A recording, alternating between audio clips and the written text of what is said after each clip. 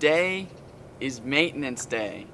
A few days ago, we got the Civic all tuned up with a fresh oil change, oil filter, and air filter, as well as a tire rotation. Today, it's the RV's turn. We're gonna take the RV to a mechanic.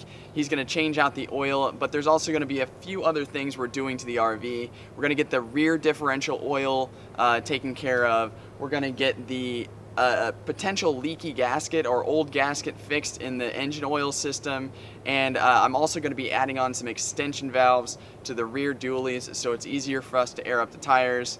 We got a lot to do today, but first things first, we got to get this guy running again.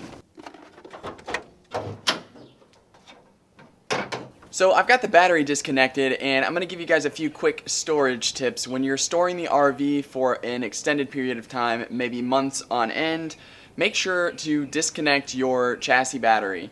That prevents unnecessary draw from the battery, which can damage it if it's not charged up all the way, and it just makes it easier for you to start it up when you take it out of storage. So another thing is, go buy some of this. It's a fuel stabilizer, and you need to add it to your tank. On the back of it, it will tell you what it's used for and how much to put in, but it's always important to do that so that the fuel doesn't break down when it's sitting for a long time and not running through the engine. So be sure to get yourself some of this, disconnect the batteries, but I gotta get the battery reconnected so I can get this thing over to the mechanic, and I will see you guys when it's done. Alright, so we haven't started him in a few months, but theoretically he should start right up. Cross your fingers for me.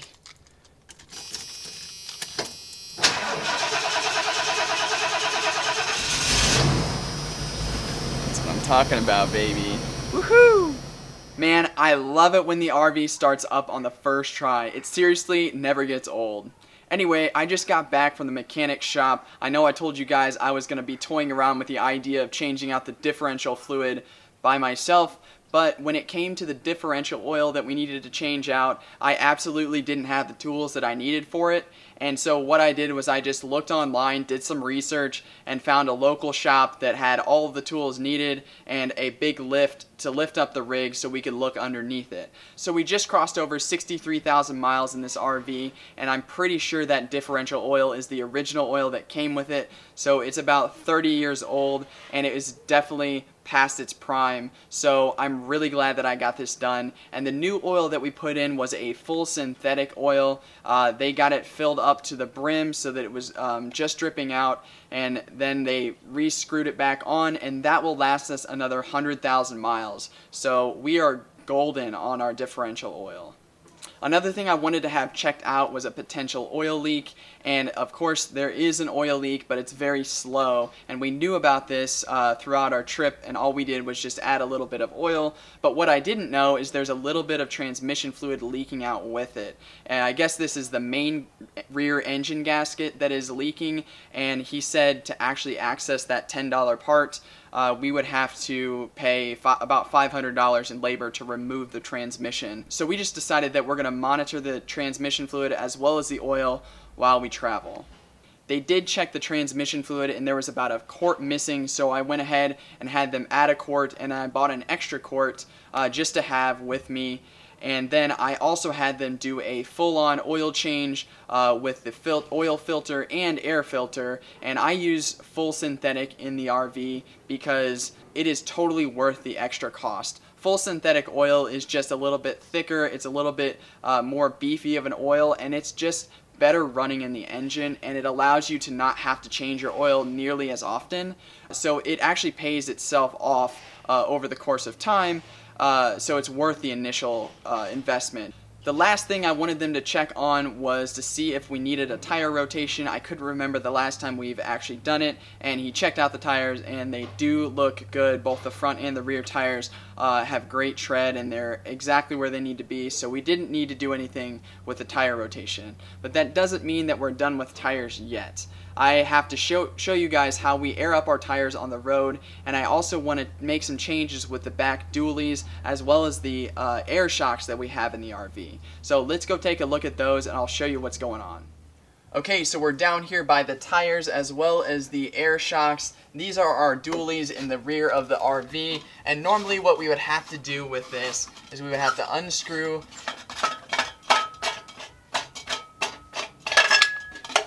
this. Alright guys, we're back here next to the rear dualies as well as the air shocks underneath, and I've got 3 tools sitting in front of me that are going to be crucial for today's project. I've got a Slime brand dually valve extenders that I bought off of Amazon. They were only 15 bucks, and they are going to save me so much headache.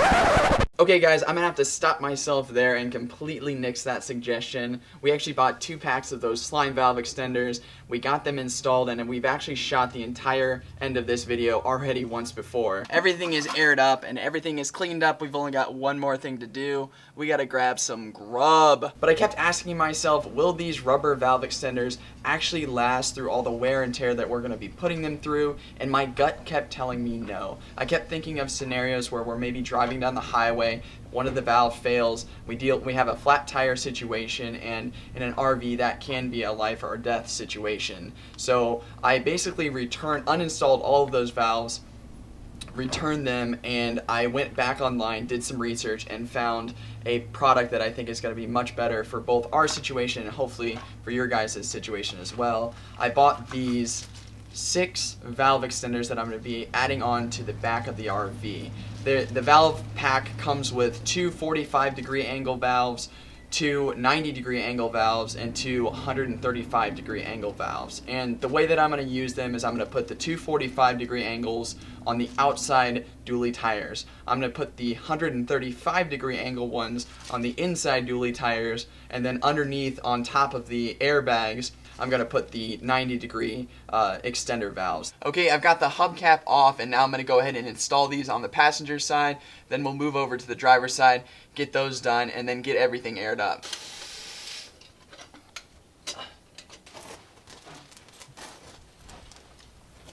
Okay guys, we got all of the extender valves attached on both the passenger side and the driver's side, and all we need to do now is take our portable compressor, air up all the tires and both air shocks, and we will be good to go. I'm not going to bore you with the specifics of what particular air compressor we use, but it is a $30 air compressor that we took a gamble on, and it is without a doubt some of the best money we've spent. If you're curious about it, it'll be in the video description below, but let's go ahead and air up these tires and get things going.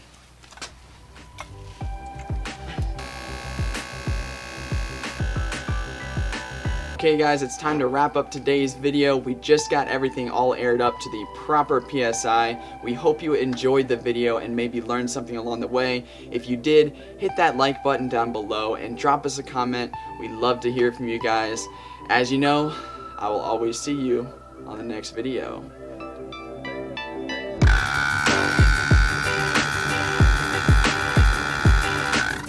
That seriously never gets old. Oh, anyway. All right. Man, I love it when the